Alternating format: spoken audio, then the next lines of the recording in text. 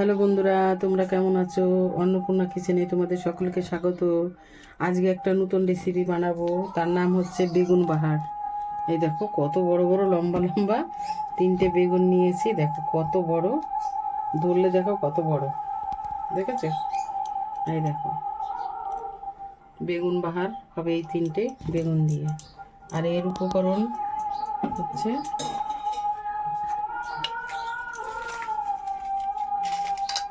কিছুটা দিয়ে দিব কালো সর্ষে,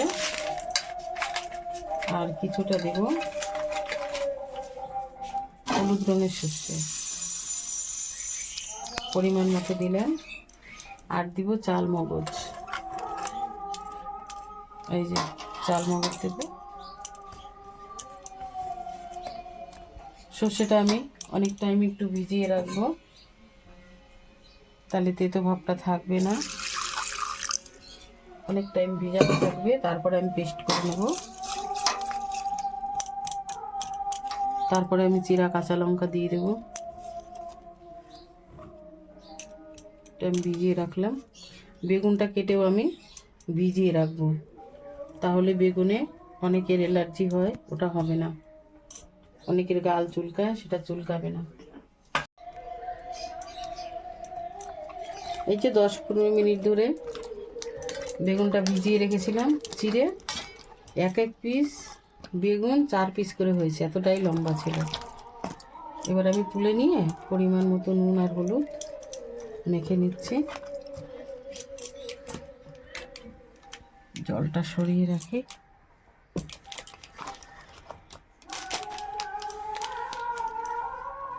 পরিমাণ মতো নুন হলুদ মেখে নেব।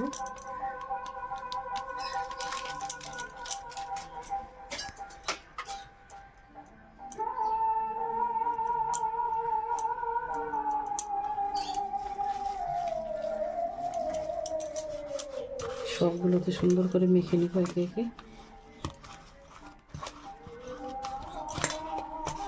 তারপরে ভাজা করে নেব। আমি বেগুন বাহারই ফার্স্ট আমার দিদা বাড়িতে খেয়েছিলাম। দিদার মতো পদ্ধতিতেই আমি আজকে রান্না করব। কড়া বসিয়ে দিয়েছি, গরম হয়ে গেছে। এবার তেল দিয়ে দিচ্ছি।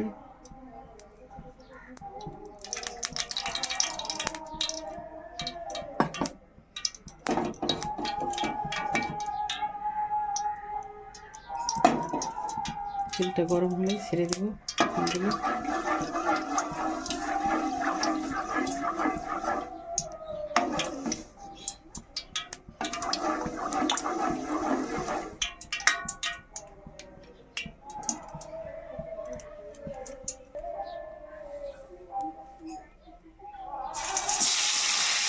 অল্প আগে ভাজতে হবে, কড়া করে ভাজতে হবে, লাল লাল করে। অল্প আগে আমি লাল লাল করে ভাজা করে নেব।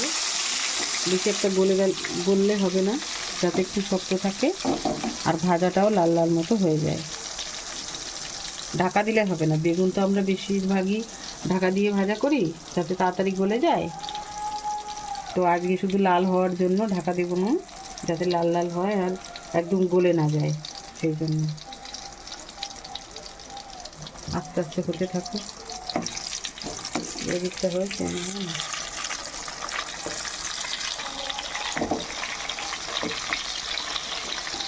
দিকটাই আগে হোক, তারপরে উল্টে দেবো, এখন হয়নি। সর্ষে বাটাতে নুন দিয়ে দিতে হয়। নুনটা দিলে কি হবে, তাহলে তেঁতোটা থাকবে না। ওই জন্য নুন দিয়ে আমি অনেক সময় হলো 10 মিনিট মতো ভিজিয়ে রেখেছিলাম। এখন আমি এটা বাটা করে নিয়ে আসবো।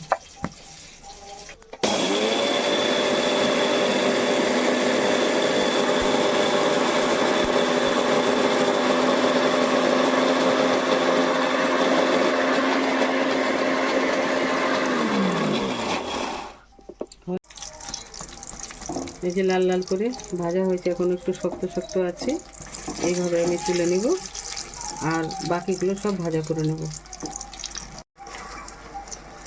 এবার এগুলো ভাজা হয়ে গেছে, যে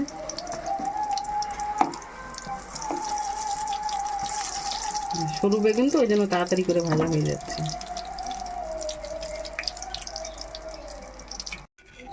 এই তেলের মধ্যেই দিয়ে দেবো শুকনো লঙ্কা, একটা শুকনো লঙ্কা ছিঁড়ে 2 টুকরো করে দিয়েছি।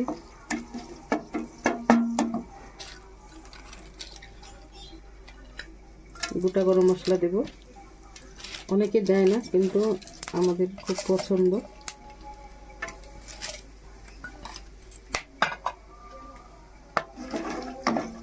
গরম মশলাটা ভাজা হোক।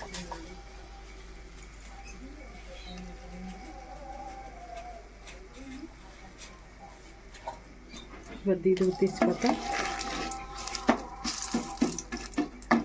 এবার দিয়ে দেবো কালো জিরা।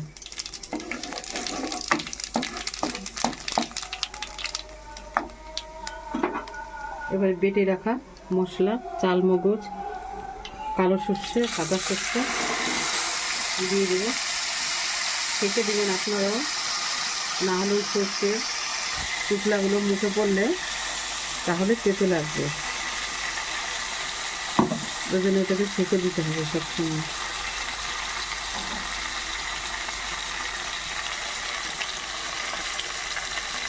ঘন তো ওই জন্য করতে চাইছে না, এবার আমি চামচিকে নেড়ে দিচ্ছি, তাহলে করবো।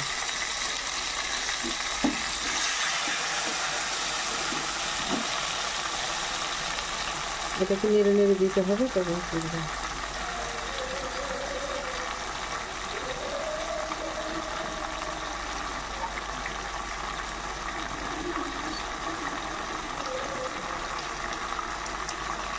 ঘন হয়েছে যার জন্য পড়তে একটু দেরি হচ্ছে।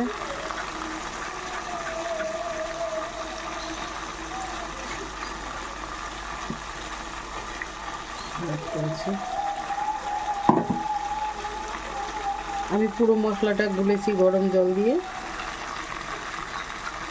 যদি এই পেস্টেই হয়ে যায় তাহলে আর আমি জল দেবো না, আর যদি জল লাগে তাহলে একটু আমি গরম জল দিয়ে দেবো।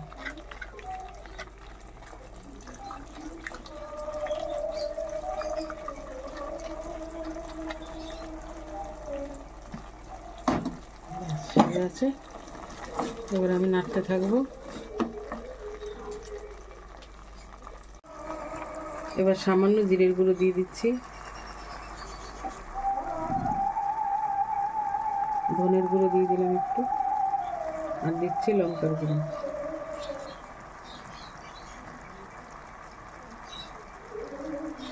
আর দিয়ে দেবো হলুদ,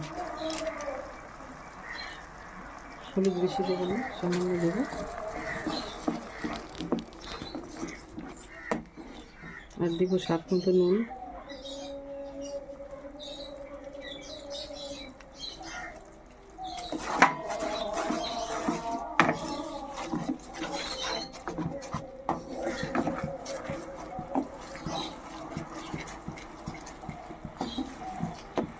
তো মশলাটা জাল হতে থাকে।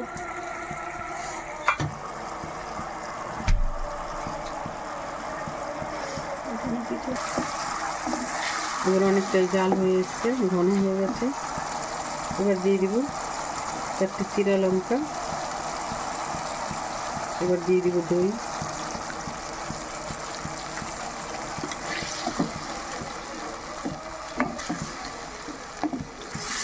কি সুন্দর লাগবে না দইটা। এবার দিয়ে দিব দুধ, নারকেলের দুধ। তোমরা চাইলে নারকেলও কুড়িয়ে দিতে পারো, কিন্তু আমি নারকেলের দুধটাই ছেঁকে দিয়ে দিলাম। এবার ভালো করে ফুটবে, তারপরে বেগুনগুলো দিয়ে দেবো। একটু ফুটে উঠলে তারপরে চিনি দিতে হবে।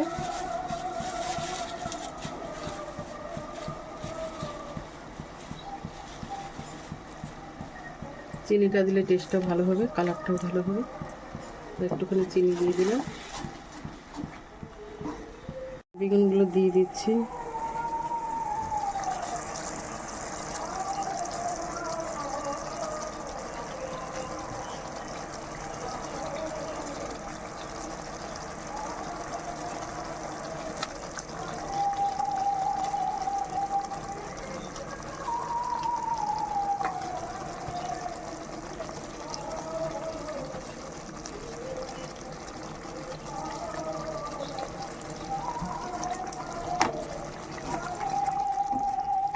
গ্রেভিটা একটু লাগিয়ে দিতে হবে, হালকা হাতে দিতে হবে, আর আস্তে করে জাল দিলেই হয়ে যাবে।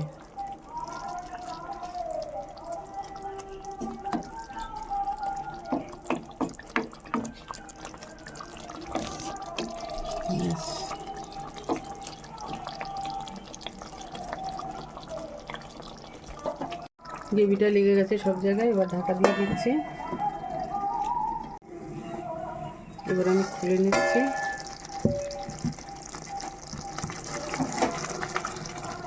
গ্রেভিটা কত সুন্দর হয়েছে। এবার আমি উপর দিয়ে সামান্য সাদা তেল বলছি, সরি, সরষের তেল দিয়ে দিচ্ছি, এতে ফ্লেভারটা ভালো আসবে।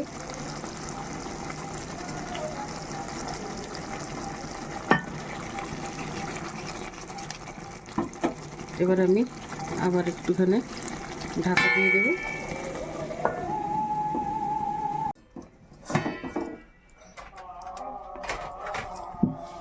এতে হয়ে গেল রান্না। হ্যালো বন্ধুরা, তোমরা বাড়িতে এরকম করে রান্না করে সবাইকে পরিবেশন করবে, খেয়ে দেখবে। এর একটু তরকারি দিয়েই তুমি এক থালা ভাত খেয়ে নিতে পারবে। এটা হচ্ছে বেগুন বাহার। কত সুন্দর রেসিপি হলো। যদি ভালো লেগে থাকে লাইক কমেন্ট শেয়ার করবে। তোমরা ভালো থেকো। Thank you.